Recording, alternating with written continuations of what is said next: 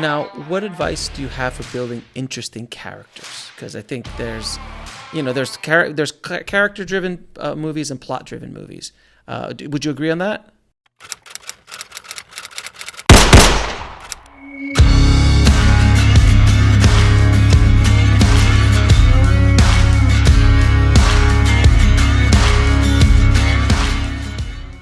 To a certain extent?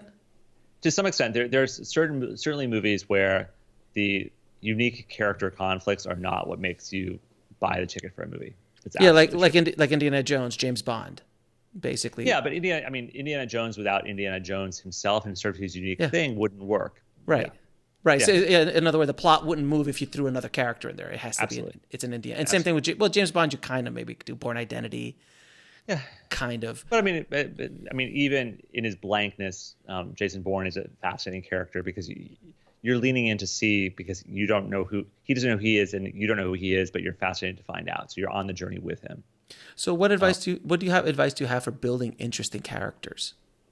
Well, I think it's tailoring the right character for the world and the story you want to tell. So basically, you have to have a sense of what is the point of this story that I'm telling. Like, what is, be it sort of more of a plot engine, or be it a world you're building, figure out what that central question is, that thing that the movie is grappling with, and figure out who is the most interesting person to be driving the story, to be carried through the story.